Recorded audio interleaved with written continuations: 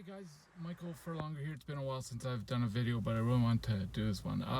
So a lot of people, Christian people, like to talk about sharing the gospel and all these things, and of course that's great. I see a lot of videos where people are on the streets,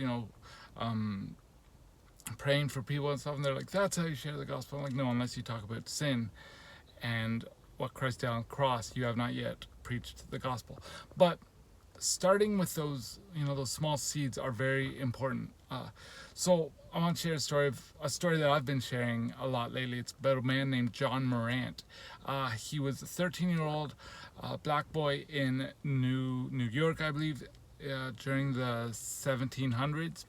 He was very well known for playing the violin and playing the French horn.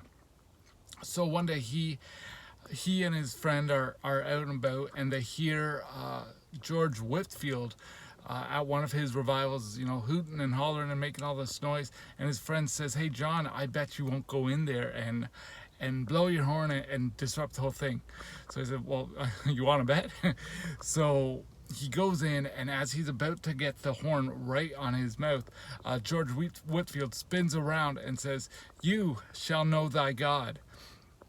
And he falls over paralyzed, right, unable to move.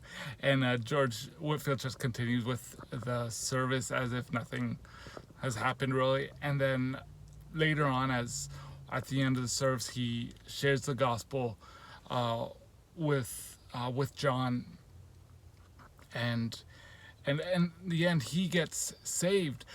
And so when he goes home, the pastor prays for him because he's still paralyzed, and he prays for him, and he's finally healed.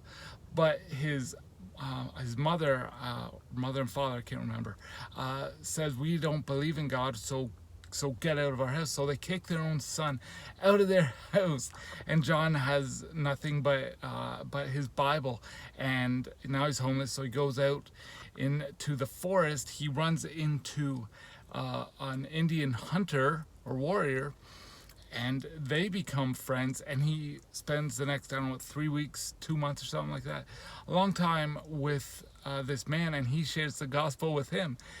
He goes, once the hunter catches his game, he says, "All right, John, you come with me. I'll take you back to my tribe, and everything will be okay."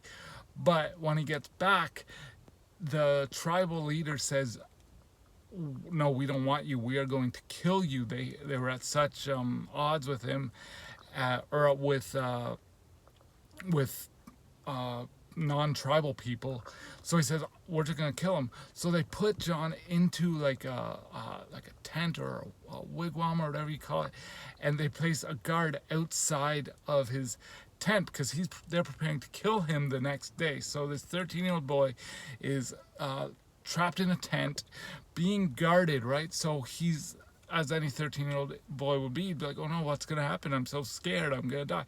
But he remembers, "Oh wait, I'm a Christian. I believe in Jesus Christ." So now he's celebrating, he's praying, he's talking to Jesus.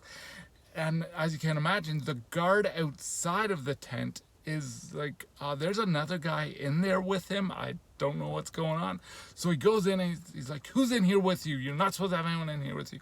He says, "It's just me and Jesus." And the guy looks around, he's like, "He's not Jesus. There's nobody else here." Anyway, over the night, John shares the gospel with this guard, and he becomes a Christian. And so then the next day, the guard goes out to the chief, who has said, "You have to kill this boy," and he says, I can't do it. I believe what he believes." So then they call John out. John shares the gospel with the tribal leader, and he becomes saved. And then they send John out to the other tribes around and says, "You have to share this message with everybody."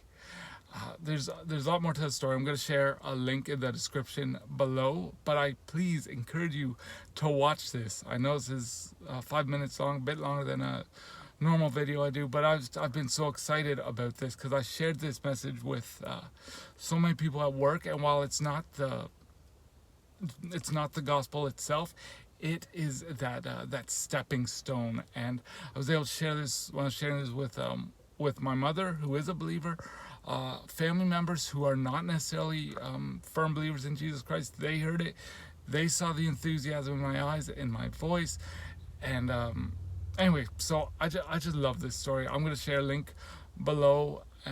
I'll see if I can find the life story of John Marrant and share that in the links.